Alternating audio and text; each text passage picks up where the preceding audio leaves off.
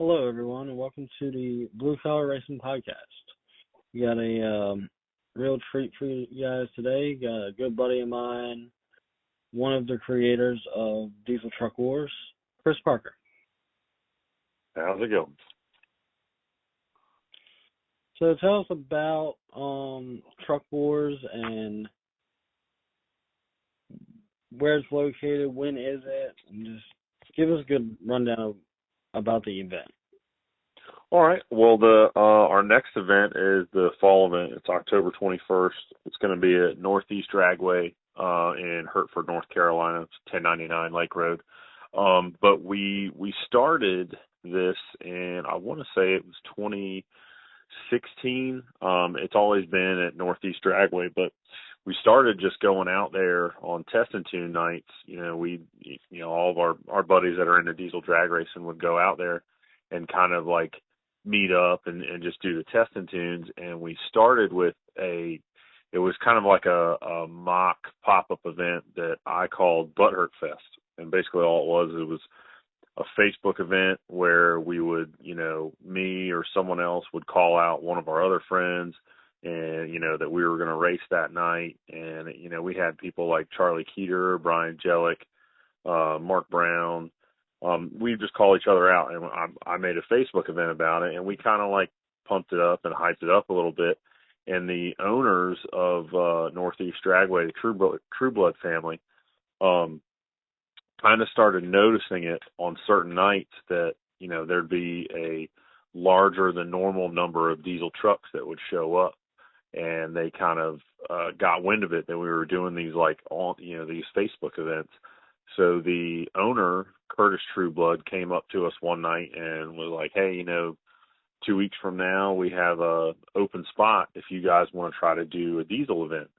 So we all kind of just decided that we were going to do it and made another Facebook event and rounded up some sponsors, rounded up some payout money, and ended up with a pretty decent little event. And it's kind of spawned from there, where we do 2 events a year. We do a spring event and a fall event, and we usually try to stay outside of the ODSS race series. So our spring event will usually be about a month or so before ODSS starts, and then our fall event is usually about a month after ODSS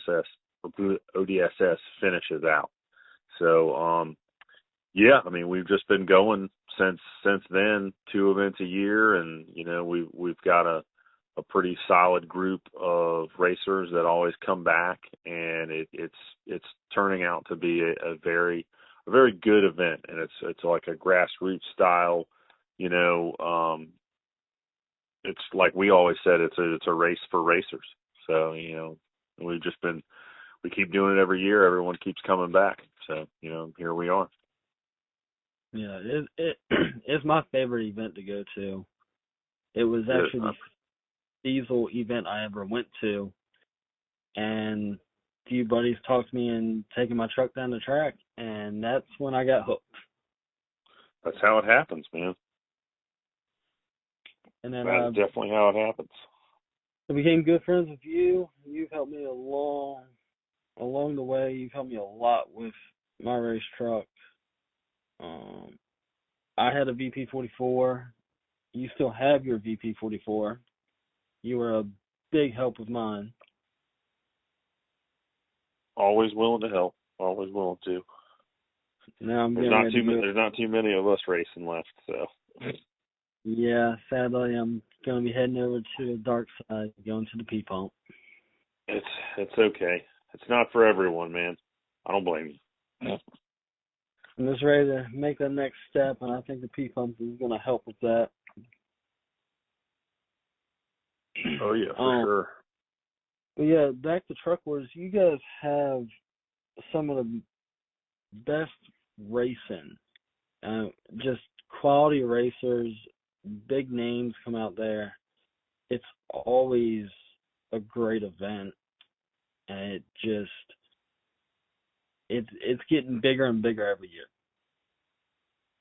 Yeah, we've definitely seen we've come a long way since that first opportunity we had to put on an event. We learned a lot of things. We tried to we didn't really want to emulate like the bigger race series, but we tried to make it our own. And, you know, we found out a few things that really worked for us, and, you know, we found out things that didn't work. But I think one of the main things is our race classes. So we kind of, in the beginning, we were concerned about racer turnout and actually being able to put on a good show. So, you know, if we would have structured it, let's say like ODSS, like with their race classes, I don't think we would have. We kind of knew we wouldn't have, you know, like a 590 index and, you know, like a Pro Street, Pro Mod, like just getting those people there, I think would have created a big challenge for us. So what we did is we made it simple, and we started out originally with just an ET bracket 770 and an outlaw class, and then a class that we created that's singles elite, which is basically just a single turbo, no nitrous, and that's pretty much the only rules. You can, as big as turbo as you want, as big as turbo as you can spool, but you just can't use nitrous. And we've stuck with that that class, and it's turned into a pretty competitive class. We got a good group of guys that have, you know, built their trucks around that, you know, that set of rules, and they come back every year, and they're running faster and faster every year. I think we've got maybe two or three trucks now that are in the fives in singles elite, which is impressive considering their setups. Chris Gelball is one of our big heavy hitters for singles elite, and, you know, he's got a third gen, and, you know, he runs anywhere, I think, from it's like an 88 to like a 95 or so millimeter charger just as a single with no nitrous, and he can spool it pretty easily, and it's an impressive truck. But yeah, back to the classes. So we had the singles elite, and we had the outlaw, which is obviously anything diesel powered. Other than that, there's no rules to it. And just within the past, I think 2 years, we added the 670 index. So now we have ET bracket, 770, 670, singles elite, and outlaw. And we get a pretty decent amount of racers in every class. Like usually outlaw, we're sitting around 12 to 14. Singles elite, we're kind of in the same boat. But then when you get to 670, 770, and ET, we're usually in like a 30 plus truck count for all those classes. So it's pretty impressive the racer turnout that we actually get at the event for, you know, not being like a mainstream national level event. But I think that's really helped us, you know, prosper to where we are now. Like we have a very solid core group of racers, you know, within the East Coast, you know, within the surrounding states, that it really helps us out and has been a huge advantage to putting on an event that's been, you know, successful over this. And it's like, I think we are definitely doing things right. We've learned a lot, and, you know, I think this will be, the fall event will be our 14th event, and it's like we've got a pretty decent recipe, and it's working, you know, and we try to adapt and make it better every year, and, you know, put more towards the racers and the event itself just to make it better and better. But it's you know, it's definitely a challenge, but it's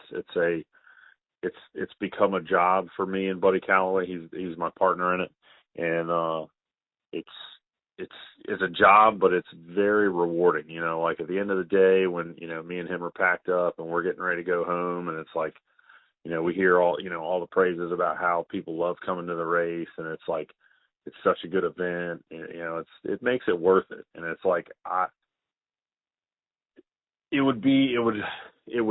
would feel bad if we didn't continue to do it, because it's, you know, because it's just something that's working so well. But no, I mean, it's like it's definitely a good event. I don't know, I feel like I'm rambling on about it now, but no, it's just it's working. You know, it's like we have a good fan base. You know, like people that just come out to see the race. We have good, solid base of racers that come back every spring and fall for the event, and it's a lot behind the scenes that I think a lot of people don't see or even understand about putting on events. And it's just we're going to keep doing it. As long as everyone keeps coming out and racing, we're going to keep doing it. Yeah, I'm definitely sure coming away even afterwards, just keeping everything straight, and just the day of it's hectic. But you guys do a great job. I enjoy Truck Wars. I know every time I go to Truck Wars, I'm gonna see the same people I saw last year, and sometimes I don't see them that often, but I know I see them at Spring and Fall Truck Wars, and it's just seeing the same faces all is just a great event to go to. Oh yeah, thank you. Now we, like I said, we try, man. We like me and Buddy are both racers ourselves, so we see it from both sides. It's like we go out to other races, and we see things that maybe could be improved on, or things that like maybe we should incorporate that into our event, kind of thing. So I think it definitely gives us an advantage to making a good event, is being not just the promoters but racers ourselves. And yeah. I have seen the difference in that between people who don't race and promote and people who do actually race and promote, because it's more experience with all all sides of it. And it's like we talk to the racers, and we have a tight group of guys that we travel around and race with, and they all tell us it's like, man, it's one of the funnest events to go to. I think because it's more low key and kind of grassroots, and not as strictly adhering as some of the other races that we all go to. It makes it like a more relaxed atmosphere. And the track too, like we have a great relationship with the True Bloods, and like they know how to operate their track. It's like it all plays into it. It's like it's not just us. It's everyone else. It's like the track crew, the people running it. It's like it's like got to be like a symphony, man. And it sometimes it just works. And it's like we have found a very we've been very lucky and fortunate with like finding this track. It's its location. A lot of pretty large name racers are within a couple hours of the track, so it all adds up. We've gotten some pretty big names to come out and run, and some of them even made like some of their personal bests at the track during race days. So it's like stuff like that, like word gets around. It's like racers come out there and have a good time, and you want to come back, like they're going to tell other people that hey, like this is an event that you need to go to. And it's like we just keep trying to add on to that and get more racers there, and it puts on a better show. More people come out to see it. There's a lot of little aspects that I think we are hitting on correctly, and we've been fortunate and lucky with too. Yeah. So going in the future, is there anything you guys are looking forward to? Anything new happening with it? Are you guys ever going to look into like possibly more, like lost my train of thought, but more indexes or anything, or are you going to kind of keep what you got because it's working so well? We're always trying to adapt and see if there's a better way to do things. And like, with the addition of the 670 index, like we had a lot of people, that were like, you need to add the 670 index. And like, we kind of fought it for a year or two. Like, is it people think just adding a race class isn't a big deal, but it is. Like, from a cost perspective, managing of the race perspective, it adds a lot more to our plate. But I mean, we're always looking to better ourselves, and new things that it's hard to say. Like, I think me and Buddy, like this isn't our lives. Like, we don't we like he has a day job and responsibilities just like I do. So it's like there's a fine balance between trying to make the event work as as less stressful for us as possible, and to still make it successful. And it's hard to say going forward. It's like we've got a really good thing going right now. Like, we feel like our class setup is good. It's versatile to where people who from someone who's never raced before all the way up to someone who's like a pro level racer can come to our event and have a class that they can sign up and get into and race comfortably. And I think that's a big part of it. And so it's, again, like, I don't see any huge changes in the future. There's been talks of like maybe going to a 2-day event, and it's like it's hard to fill 2 days. Like, we're pretty slam packed right now, doing a 1-day event, but I think we might lose out on some of our fan base kind of going to a 2-day event. But it's like, we can get trucks in, signed up, registered, and racing, and make a full day of it. You come in, in the morning, you're there until the evening. It's a full day. So, and we're pretty happy with it right now. So it's like, I don't see a lot of big changes coming. I think COVID messed a lot of things up. So we got only one event we've ever had canceled, and that was because of COVID. And then even after COVID, we're still feeling kind of the effects of it. Not so much as far as racer turnout, but like just everything. Like, the industry as a whole has seen, supply chain issues and stuff like that. And it's like, I think we're still trying to find a happy medium where, we can put on an event and we know that we have the funding and the sponsorship to put on another one, regardless. So, and that's a big part of it too, is that, it's like we guarantee the payouts no matter what. If only, 5 trucks show up, like, the payouts are still going to be the payouts.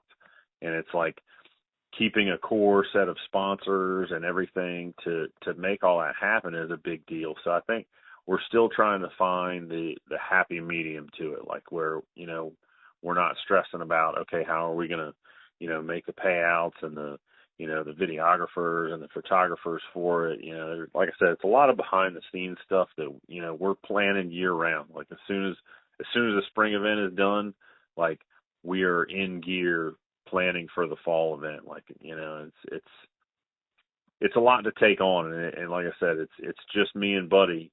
Obviously, our families are there to support us and they're behind us 100%, but it's like, it's generally just me and Buddy behind the scenes that do everything for this. And it's, man, I tell you, it's like, we've seen some people try to do events, and they realize real quick that it is not just, tell people where it's at and they will come. So, I mean, there's a lot of work to it. And I mean, like I said, we're progressing and learning every event, how to do it just a little bit better. And it's like, I think now we've got a pretty good recipe, and we do little changes here and there to, kind of suit our needs and, make for a better event. But there's nothing jumping out, like, not any big changes coming. We just want to be an event that, people can be like every year, like, I'm definitely going to that event. And, that's it. That's all we're shooting for, is to just continue to put on a good event that people want to come to. Nothing wrong with that, and you guys do a great job at it. Thank you. So, for, like, people, if any of the listeners want to become a sponsor or become a vendor there, do you guys still have spots open, or does it go to next year, or how does that work? Yeah, we have pretty much the easy way to break it down is, so every event there will always be, as far as event sponsors, vendor sponsors, and social media sponsors. That's an unlimited class of sponsorship. Like, all they have to do is like reach out to me or Buddy Calloway, either through like Messenger, email, text, or even through like our Diesel Truck Wars Facebook page. But we also have class sponsors that pretty much every year the same sponsors for, I'd say, probably the past 5 years, we have the same ones come back. Unlike, like Kill Devil Diesel has been our outlaw sponsor as well as an event sponsor for the past 4 years. Like, so every year, they get first dibs at it. They come right back. We want it. We want outlaw class.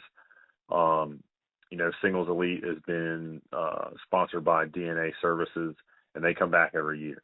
So those are a first come first serve type. All of our class sponsors are lane sponsors.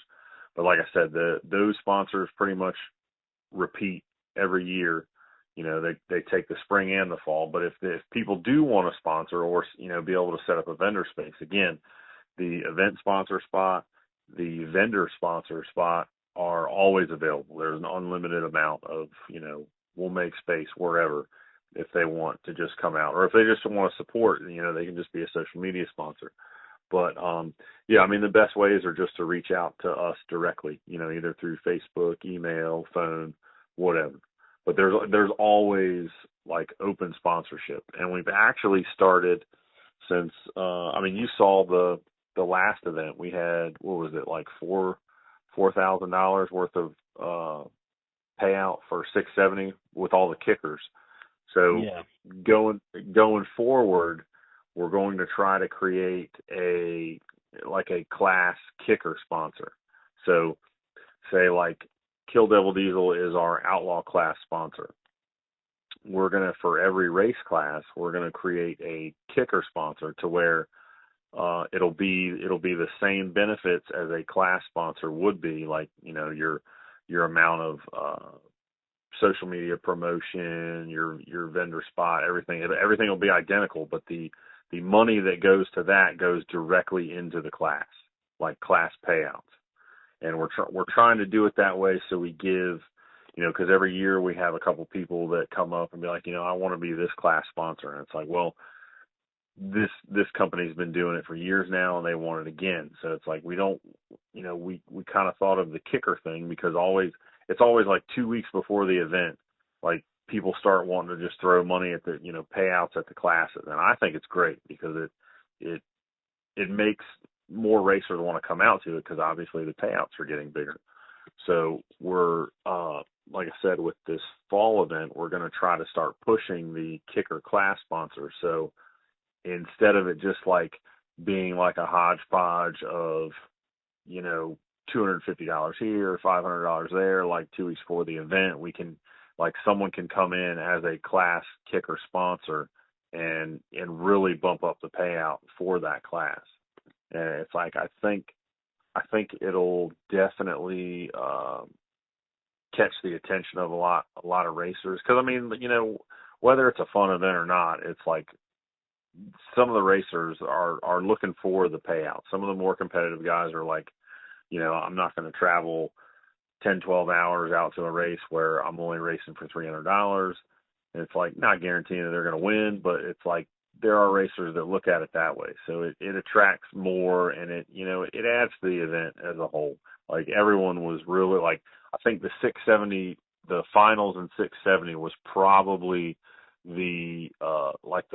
it got the most attention last event because everyone knew, like, those guys were all racing for $4,000. Like, it was serious. Like, those guys came to the lanes, like, trying to win.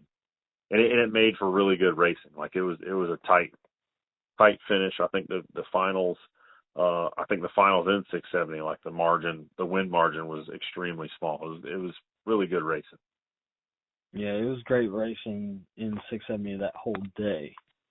Oh yeah. They weren't messing around.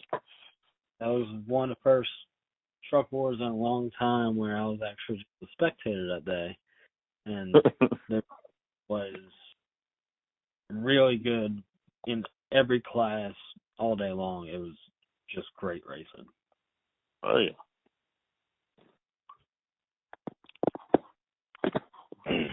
So it's October the date. didn't hear you. What's the date in October again for the fall event? October 21st. All right. Hopefully, big turnout and the weather's good for that. Yeah, always fingers crossed on the weather. We've been pretty lucky with that too. And this year I'll be a vendor out there. Nice. Excited to see how that goes. Yes. Hopefully people will come to the booth and get some Blue Collar Racing merchandise. Yeah, there you go. Working towards it. Do you have a tip of the week for our listeners? We've been doing I was thinking about that today, and I would say not so much a tip of the day, but for anyone that's getting into drag racing or diesel drag racing or any kind of racing, is to make it find the line between fun and stress, and stay on the side of fun. I've seen a lot of guys. I think it's been, I don't know, I've been racing now for I think like 10 or probably 13 years, and I've seen a lot of guys progress and progress with me, progress past me, and they get to a point where they're it doesn't become fun anymore. It becomes stressful. It's like the whole racing aspect of it. It's like they're trying to, whether it's they're trying to go faster or step up into another class, or it becomes, financially it becomes hard to maintain to race a specific class year round. Like, you really got to find the happy medium to where you can just go out and race your truck, and you don't have to worry about, you don't really have to worry about anything breaking, but you can race your race, have fun, drive the truck back home or drive it onto the trailer and come back out again. There's a couple guys out there that really have it dialed in where there's minimal work to the truck. They come out, have a blast, they're competitive, and it's like, and I've seen some that go like, head first right into, like pro street level builds, and it's like they struggle for a year to try to work the bugs out, and then they're done. They're just like, mentally, financially exhausted. So just find the happy medium to where you can still enjoy racing, and it makes for a, it makes it, it'll make it last longer.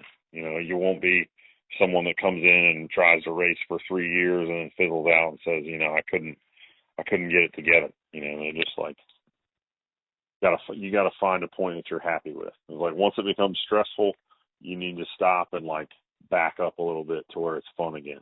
That would be my tip. And that's a very good one. I'm on that. I've seen a lot of guys get into it and are out of it because the stress level got to them. Oh yeah. Yeah, I mean, you hate to see it, but it happens, I've seen some people with some, pretty impressive trucks, and they have like a year or two of just, issues left and right, or it's just, too costly, and it burns them out. And it's like, it's a bummer to see it happen. It's like, you want to see, like, I want to come back to races and, see my same group of guys and race with them. And it's like, we've had a few that have, we've gained new ones, and we've had ones that have left the whole racing, or, I'd like, the famous one is, I'm selling my diesel, and I'm getting like an LS swap Mustang or a Fox body. And it's like, it's easy to make power with those cars, but it's you're stepping into a whole nother world. It's like, now there's 500 guys that are in your same boat. It's like, but I mean, if that's what you want, if it's like, if you can go out there and run every weekend and not have issues, then, that's what you need to do. But I think a lot of guys just go too far, too fast, and kind of burn themselves out. I definitely can agree with that. I've seen that happen a lot. Oh, yeah. So is there anything the listeners can do to help? Do just like and follow all your pages? All your links will be in the post. on Facebook and Instagram, and the podcast will be on Spotify and YouTube. So just kind of the listeners just like and follow your stuff. Yeah. I mean, we have. We're really only active on Instagram and Facebook, but the best way to stay in touch and like up to date with Diesel Truck Wars is to join the Diesel Truck Wars Facebook group page. And when it gets closer to event time, like any changes, like all of our videos, photos, everything goes through there, and like obviously the event pages themselves. But the Diesel Truck Wars Facebook group is probably the best place to go to stay informed with everything we have going on. All right, awesome. Well, hopefully the listeners will follow the page, and hopefully we'll see them at Truck Wars, and hopefully we get more great events in the future. Absolutely. And I think that about wraps it up for this podcast. Unless you have anything else, Chris. No, I'm good, man. I appreciate you giving me and Buddy the opportunity to to even talk about our event. Like Buddy couldn't be here, obviously.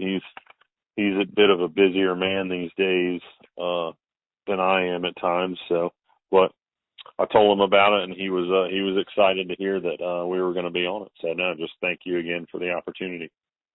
No problem, man. I plan to have you back on here in the future and talk about your race truck and some VP44 stuff. Oh yeah, I'll be ready for it. Hopefully it'll be running by then. I've been working on it, but I need to get more motivated and get it back running. I'm right in the same boat with you. Yeah. Hard, just not motivated. Yeah. It's tough sometimes, man, but it comes with life. Yep, that definitely is. All right, well, I appreciate having you on, and until next time. All right, thank you, sir. All right, have a good one. All right, man.